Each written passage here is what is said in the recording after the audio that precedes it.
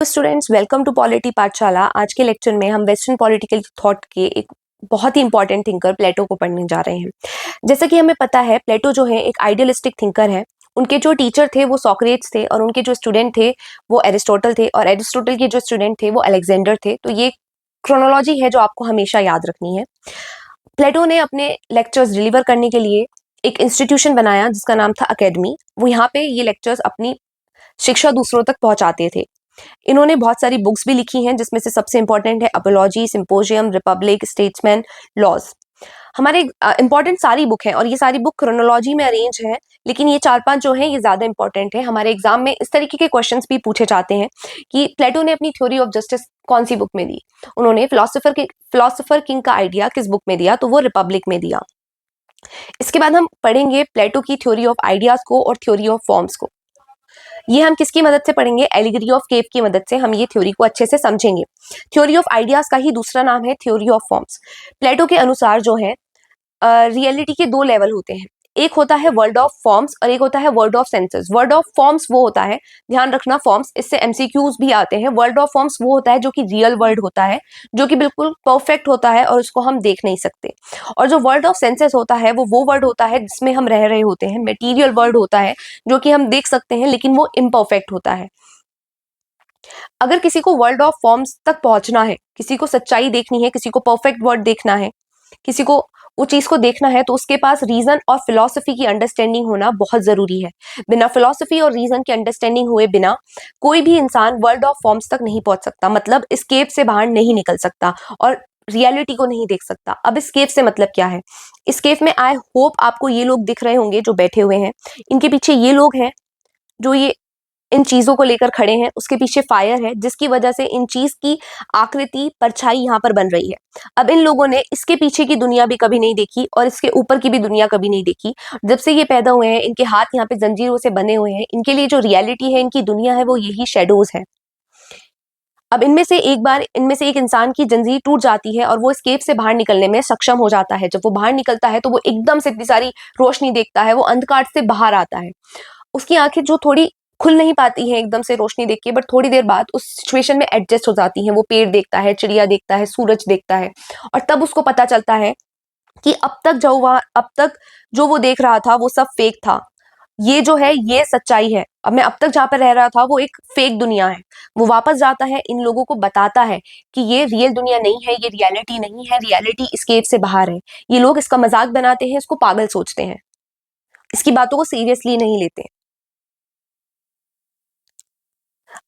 देखिए, didn't believe him, they may even hate him. जैसे Socrates के साथ हुआ था, लोगों ने, एथेंस के लोगों ने उनके लेक्चर्स को, उनकी लेसन्स को गलत तरीके से लिया, तो सोक्रेट्स को जहर का प्याला पीना पड़ गया था। तो इसी तरीके से ये भी ऐसी बातें कर रहा है जो कि इन्होंने कभी देखी नहीं है, इमेजिन नहीं करी, तो इनको ये बुरा लग रहा है, ये इसको हेट भी कर सकते हैं इस तरीके से। अब ये जो ये केव है ये इग्नोरेंस सिंबलाइज कर रही है, मीन्स कि लोगों को नहीं पता, ये इसी को ही रियलिटी मान बैठे हैं। ये बाहर की दुनिया अगर कोई इनको आगे बता भी रहा है कि ये रियलिटी नहीं है, रियलिटी स्केप से बाहर है, तो भी ये उस चीज में बिलीव नहीं कर रहे हैं। और ये जो प्रिजनर्स हैं, ये जो चैन से बने हुए दीवार को देख रहे हैं, पीछे की दुनिया नहीं देख सकते हैं, ये हम जैसे ऑर्डिनरी पीपल को सिग्निफाई कर रहा है। और वो जो इंसान बाहर निकला है वो एक फिलोसोफर को सिग्निफाई कर रहा है। जो आग है वो लिमिटेड ट्रुथ को सिग्निफाई कर रही है कि जो चीजें उस फायर के सामने आ रही हैं उन्हीं चीजों की परछाई बन रही हैं और हमें सिर्फ उतना ही दिख रहा है, उतनी ही सच्चाई को हम ट्रुथ मान बैठे हैं। शेडो जो है वो फॉल्स नॉलेज है। यहाँ से जो है 1 मार्क क्वेश्चन आ सकता है। जो बाहर का वर्ल्ड है जहाँ पे वो प्रिजनर चला गया है वो रियल नॉलेज दिखा रहा है, जो सन है वो रियल ट्रुथ है। तो हम जैसे मोस्ट ऑफ द पीपल जो है ये ऐसे ही अंधकार में रहते हैं, जिंदगी भर इग्नोरेंस में रहते हैं। और इग्नोरेंस से बाहर आने का तरीका जो है सिर्फ एजुकेशन है और फिलॉसफी है। तो प्लेटो जैसे फिलोसोफर्स ही आके हमें एजुकेशन देंगे, हमें ज्ञान देंगे, तभी हम जैसे ऑर्डिनरी पीपल इस इग्नोरेंस भरी लाइफ से बाहर आ सकते हैं। तो थ्योरी ऑफ फॉर्म्स में जो नॉलेज है वो कैसे अटेन की जा सकती है? बाय रीजन एंड एक सेकेंड।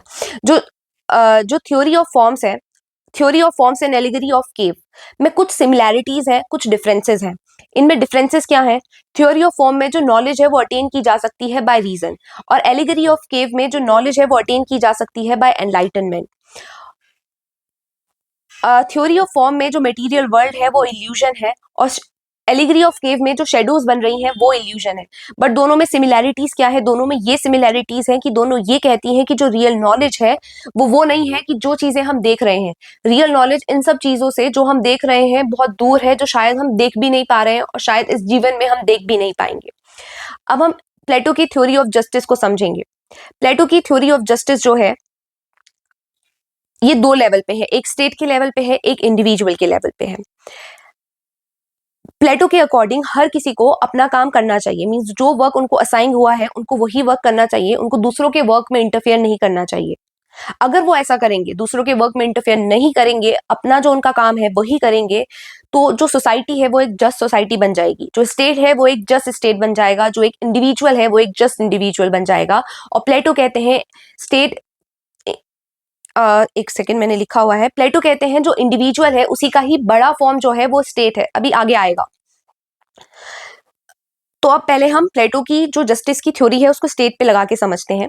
प्लेटो के हिसाब से सोसाइटी तीन हिस्सों में बटी हुई है, एक रूलर, एक सोल्जर, एक प्रोड्यूसर्स। प्रोड्यूसर्स जिनका काम है गुड्स प्रोड्यूस करना, सोल्जर्स जिनका काम है ब्रेवरी, मतलब जो ब्रेव होते हैं उनके पास करेज होता है, उनका काम है स्टेट को प्रोटेक्ट करना। रूलर्स आपको पता है जो वाइस होते हैं, इंटेलिजेंट होते हैं, इनका काम है स्टेट के लिए लॉ बनाना और स्टेट को रूल करना।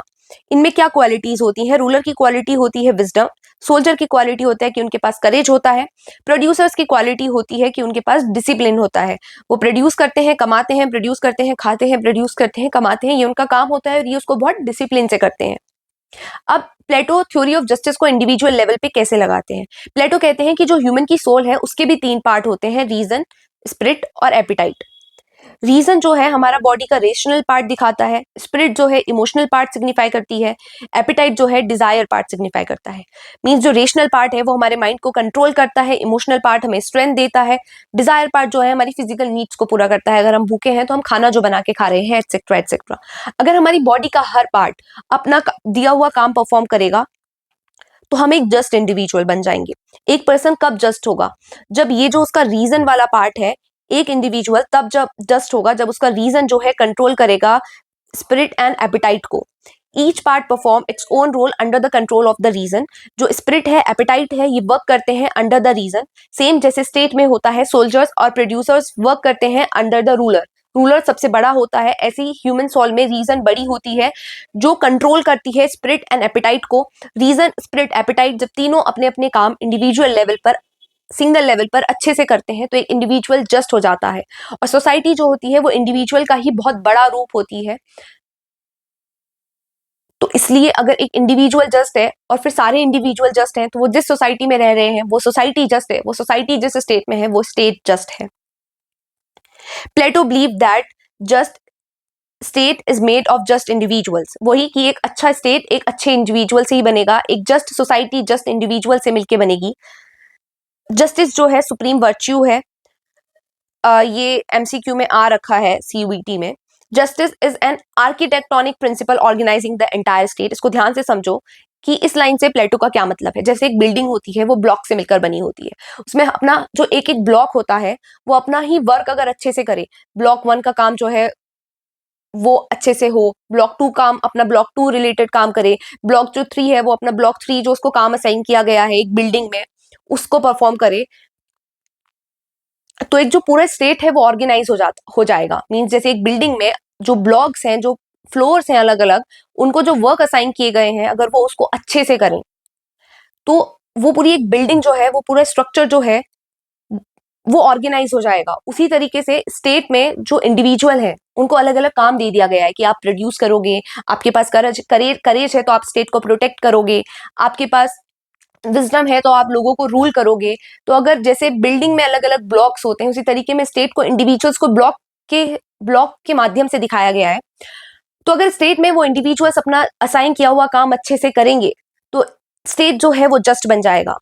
अब यहां से एमसीक्यू आते हैं कि who is man of gold. आप मुझे बताइए, theory of man and metal. Plato के हिसाब से theory of man and metal दर्शाता है कि जिसके पास करेज है, जिसके पास जो वाइस है, जिसके पास डिजायर है, वो उनको डिवाइड कर देता है। फॉर एग्जाम्पल, प्लेटो के हिसाब से जो रूलर है वो मैन ऑफ गोल्ड है। क्योंकि वो वाइस है। और जो सोल्जर है वो मैन ऑफ सिल्वर है। और जो प्रोड्यूसर क्लास है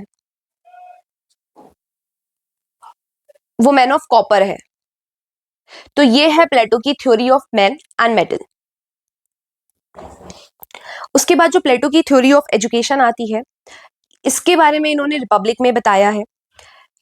प्लेटो के हिसाब से एजुकेशन का काम है जो लोग इग्नोरेंस में जी रहे हैं उनको नॉलेज तक ले आना। इनका एम है प्लेटो की थ्योरी ऑफ एजुकेशन का एम है फिलोसफर किंग प्रोड्यूस करना।